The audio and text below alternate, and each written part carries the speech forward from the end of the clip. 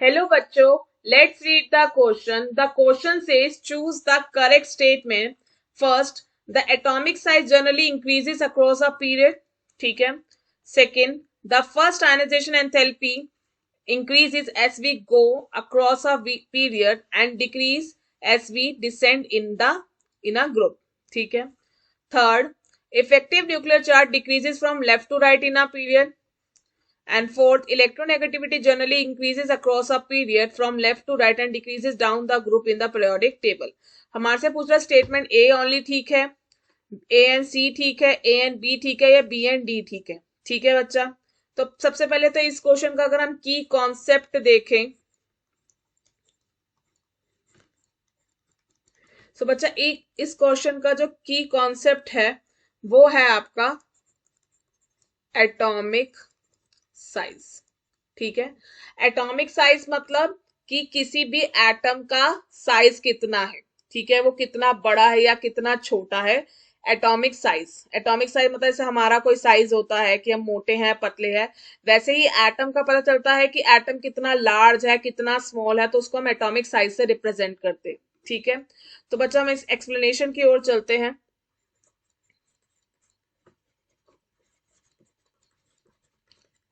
ठीक है. तो अगर हम फर्स्ट स्टेटमेंट के बारे में बात करें, स्टेटमेंट ए की, वो कह रहा था atomic size generally increases across a period. ठीक है. वो कह रहा है एटॉमिक साइज हम लेफ्ट टू राइट जब हम पीरियड जाते हैं, मतलब हम क्या कहते हैं टॉप टू बॉटम जाएंगे या लेफ्ट टू राइट जाते हैं. लेफ्ट टू राइट हम क्या पीरियड में जाते हैं, टॉप टू बॉटम ग्रुप में ट्रांसफर करते हैं. तो वो कह रहा है एटॉमिक साइज हम पीरियड की साइड जाते हैं, लेफ्ट टू राइट जाते हैं, तो एटॉमिक साइज इंक्रीज होता है. तो बच्चा ये स्टेटमेंट बिल्कुल भी सही नहीं है. No, it is not correct because across a period atomic size, जो आपका एटॉमिक साइज है वो क्या होता है, decreases due to increases effective nuclear charge. ठीक है. क्लियर. न्यूक्लियर चार्ज राइज होने की वजह से, न्यूक्लियर चार्ज मतलब न्यूक्लियस का चार्ज बढ़ जाता है, तो वो क्या करता है, न्यूक्लियस का चार्ज बढ़ जाता है तो वो एटम के साइज को बढ़ने नहीं देता. वो जो आउटर मोस्ट में इलेक्ट्रॉन प्रेजेंट होते हैं उसकी ओर उसको अपनी तेजी से अट्रैक्ट करते हैं, जिससे साइज एलोबरेट मतलब बढ़ नहीं पाता. ठीक है. Clear. Statement B, the ionization enthalpy generally increases as we go across a period and decrease as we descend in a group. Yes बच्चा, it is a correct statement. क्योंकि जो आपकी आयनाइजेशन एंथैल्पी है लेफ्ट टू राइट जाने पे क्या होती है, इंक्रीज इसलिए कर जाती है क्योंकि न्यूक्लियर चार्ज इंक्रीज कर रहा है. न्यूक्लियर चार्ज आपका इंक्रीज कर रहा है तो वो इजिली इलेक्ट्रॉन को निकलने नहीं देगा, तो हमें ज्यादा एनर्जी देनी पड़ेगी इलेक्ट्रॉन को निकालने के लिए.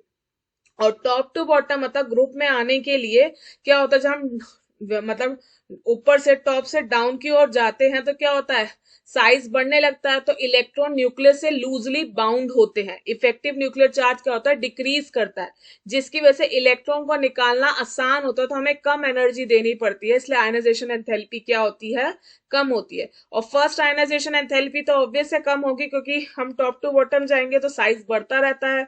फिर नहीं तो अगर आप सेकंड थर्ड देखते हो तो उसमें देखा जाता है कि फुल्ली फिल्ड है हाफ फिल्ड है, उस पर डिपेंड करता है. ठीक है. Clear. So B statement, statement B, yes, it is correct because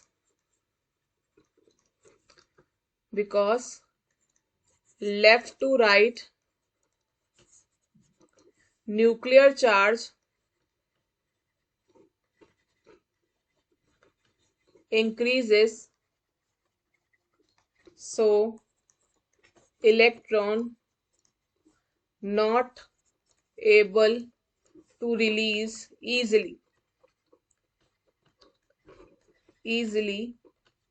so we give more energy but when we go top to bottom, atoms, electron loosely bounded, so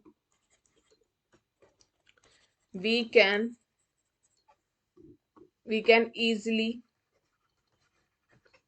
lose electron and give less energy.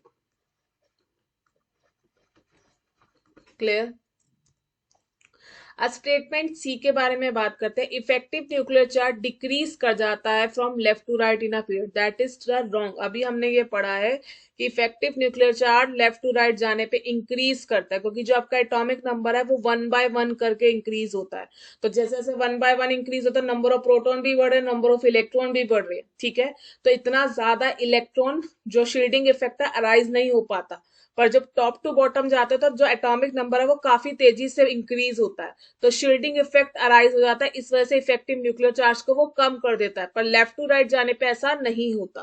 तो ये statement क्या है बच्चा? गलत है. So statement C, no it is not correct, क्योंकि मैंने इसका आपको रीजन बता दिया. क्लियर? अब हम डी स्टेटमेंट के बारे में. Electronegativity generally increase across a period from left to right and decrease down the. इसका रीजन भी सेम बी की तरह ही है. ठीक है, जब हम लेफ्ट टू राइट जाएंगे तो न्यूक्लियर चार्ज आपका राइज कर जाता है, इसलिए इलेक्ट्रोनेगेटिविटी भी क्या हो जाती है? इंक्रीज करती है. ठीक है, क्योंकि electronegativity, ionization enthalpy, electron gain enthalpy सारे न्यूक्लियर चार्ज पर डिपेंड करते हैं और डायरेक्टली प्रोपोर्शनल होते हैं. ठीक है, तो लेफ्ट टू राइट जाने पे न्यूक्लियर चार्ज राइज करेगा तो इलेक्ट्रोनेगेटिविटी भी राइज करेगी, और टॉप टू बॉटम जाने में न्यूक्लियर चार्ज डिक्रीज करता है तो इलेक्ट्रोनेगेटिविटी भी क्या होती है? डिक्रीज करती. ठीक है, तो statement D, yes it is correct. ठीक है बच्चा, तो हमें ये देखना है कि कौन सी स्टेटमेंट करेक्ट है. तो हमें पता चल गया बी और डी आपकी क्या है? करेक्ट. तो D option is a correct.